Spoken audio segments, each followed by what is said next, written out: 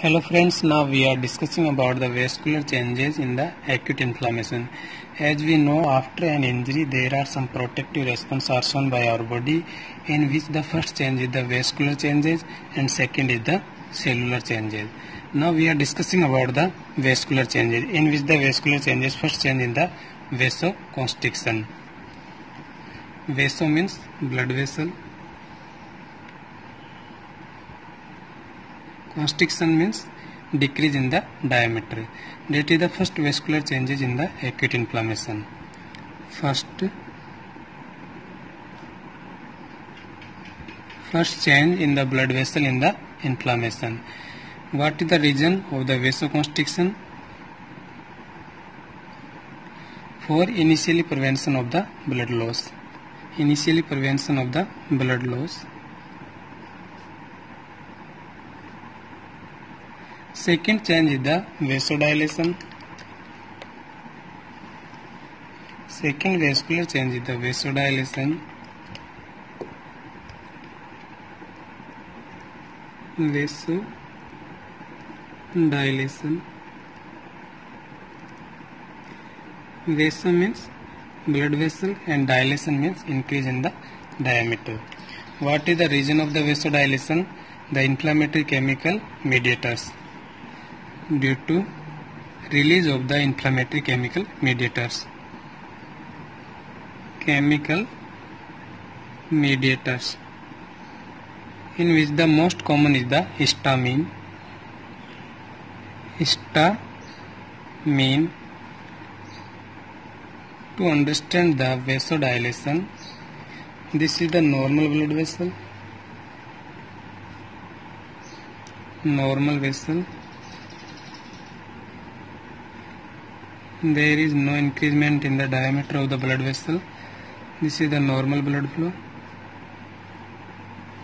And if there is a vasodilation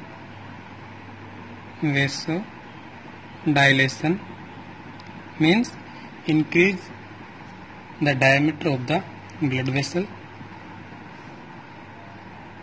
Diameter increases of the blood vessel, which leads to hyperemia. Hyperemia. Hyper means more.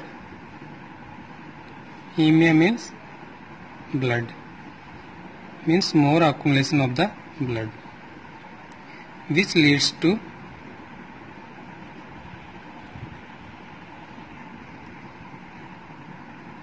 as we know, blood have the red color due to the hemoglobin, so there is the increasement in the redness, which is the first cardinal sign of the inflammation, which is the rubor. And blood transfer locally, so there is increasement in the local temperature, which is known as the calor. Second cardinal sign of the inflammation, local temperature increase, calor.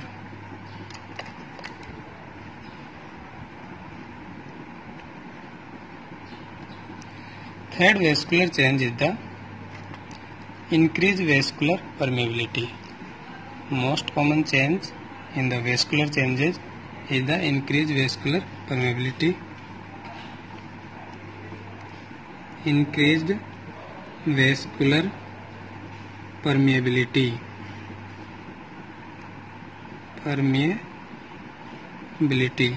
Increased vascular permeability. To understand the increased vascular permeability, this is the normal blood vessel. Normal blood vessel, and there is endothelial cells present inside the lining epithelium of the blood vessel. Endothelial cells, EC, and there is no gap between the endothelial cells. There is no gap between the endothelial cells. no gap between the endothelial cell, so no fluidless between the endothelial cells. No fluid loss.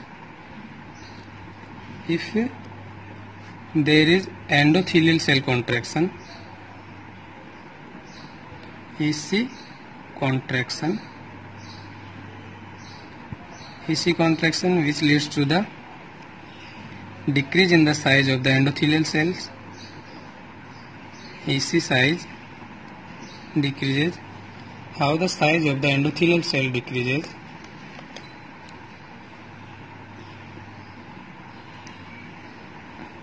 This is the blood vessel,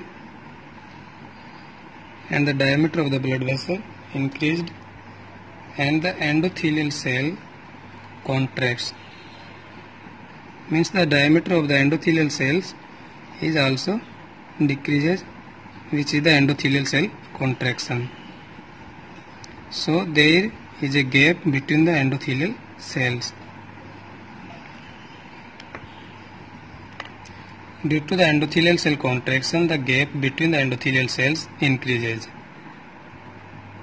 Gap between endothelial cell increases, so fluid loss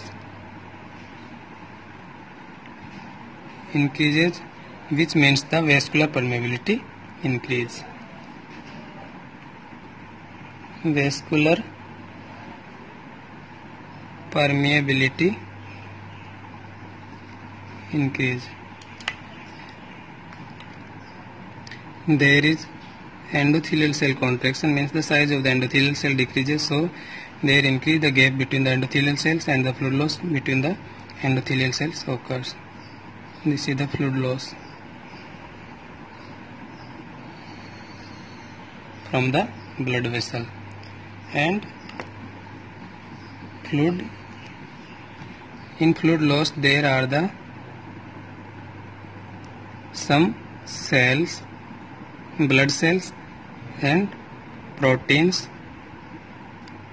This fluid from the intravascular space to extravascular space, and this fluid is known as the exudate. Exudate. The specific gravity of the exudate is the more than 1.020, and the exudate comes out from the intravascular space to extravascular space, which leads to swelling or the edema. Swelling or edema, which is the third cardinal sign of the inflammation. Tumor. First cardinal sign of the inflammation is the rubor, second is the calor, and third is the tumor. Now we talk about some important points in the endothelial cell contraction, or in the third vascular change, which is the increased vascular permeability. The endothelial cell contraction typically involves the small blood vessels. Endothelial cell contraction typically involves the small blood vessels.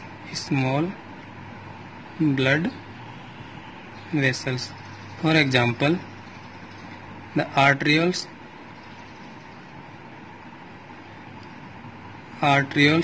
capillaries and the post-capillary venules.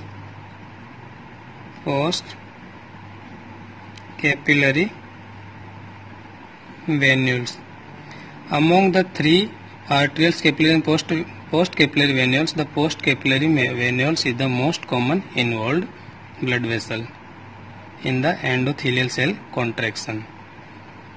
Most commonly involved. And second point is the most common mechanism responsible for the endothelial cell contraction or the increased gap between the endothelial cell is the endothelial cell contraction. Most common mechanism for increased gap between endothelial cell or the increased vascular permeability is the endothelial cell contraction. Endothelial cell contraction, and most characteristic feature of the acute inflammation is the increased vascular permeability. Most common characteristic feature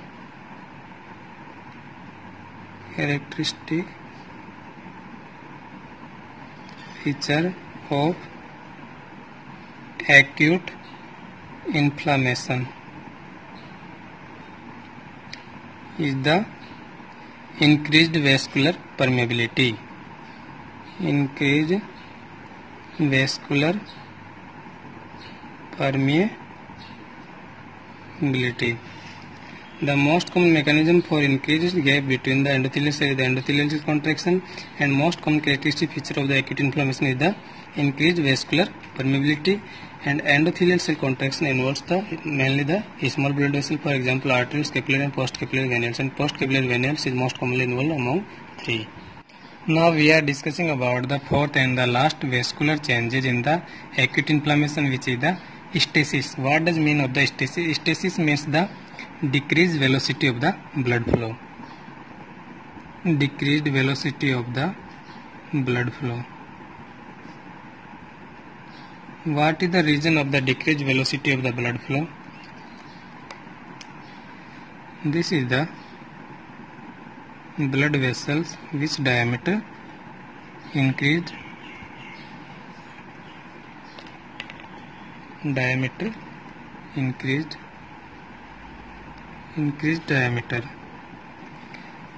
because of the endothelial cell contraction. Endothelial cell contraction, there is increase in the diameter of the blood vessel, which leads to the increased gap between the endothelial cells, and there is fluid leakage. Fluid leakage due to the increased gap between the endothelial cells. Fluid leakage. This is the fluid leakage, which fluid known as the exudate, and due to the fluid leakage, the blood present inside the blood vessel here becomes viscous or thick. Blood become viscous in the intravascular area, viscous in intravascular area. This blood becomes viscous or thick in the intravascular area, and due to the thickness of the blood, the speed or velocity of the blood decreases. Velocity or speed of the blood decreases. This is known as the stasis.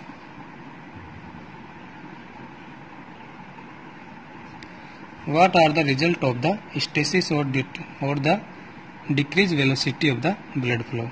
Due to the decreased velocity of the blood flow,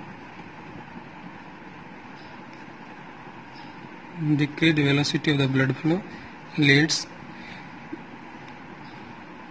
the clotting factors inside the vessels get more time for the settle down due to the decreased flow of the blood.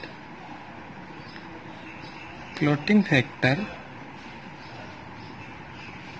inside the vessels get more time for the settle down. More time for settle down inside the vessel, and due to the endothelial cell damage or endothelial cell contraction or endothelial cell damage, there is the activation of the coagulation system. Activation of the coagulation system. Both these leads to the thrombus formation. Thrombosis. As we know, thrombosis is associated with the Virchow triad. And Virchow triad has three components.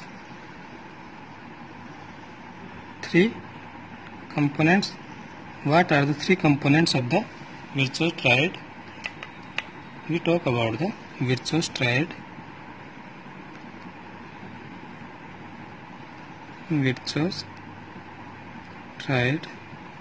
Which is associated with the thrombosis or thrombus formation. This is the Virchow triad.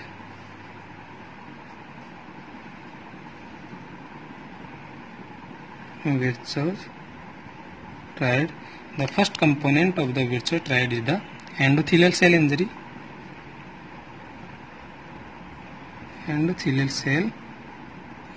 As we discussed. And second component is the change in the blood flow.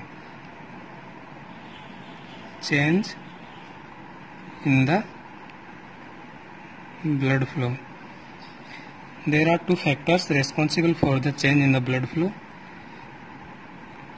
One is the increased blood flow, which is known as the turbulence. Due to the turbulence, there is the endothelial cell damage. And second factor is the decreased velocity of the blood flow, which is known as the stasis, as we discussed. And third component of the Virchow triad is the hypercoagulability.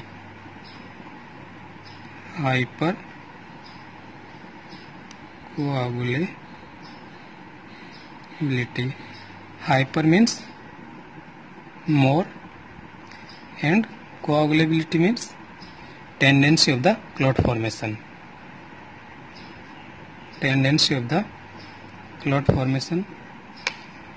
What are the regions of the hypercoagulability?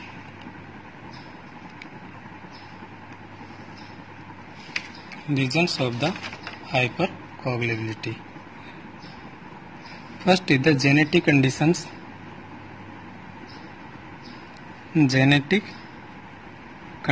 For example, protein deficiency, protein C and S,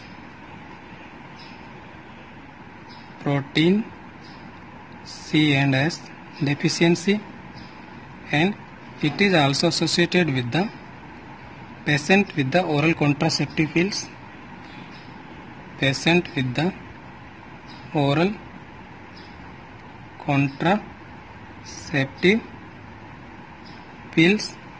And it is associated with the patient with the immobile for long duration.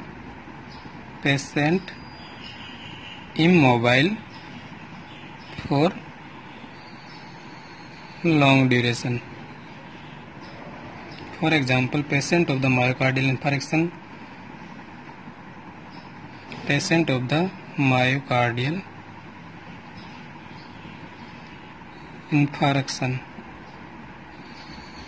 with the fracture patient, and patient of the heart attack. Now one term also is used, which is the Virchow's lymph node, which is different from the Virchow triad.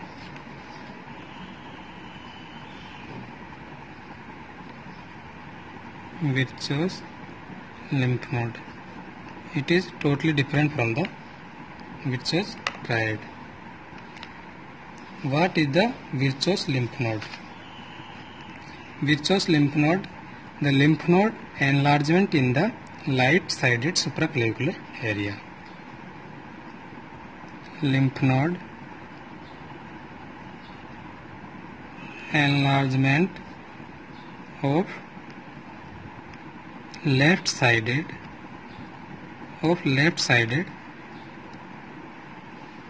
supraclavicular area. One term is the virtuous triad, as we discussed virtuous triad, and another term is the virtuous lymph node, which is totally different from the virtuous triad. What is the virtuous lymph node? Virtuous lymph node is the lymph node enlargement of the left-sided supraclavicular area, and the virtuous lymph node is associated with the lot of the malignancy.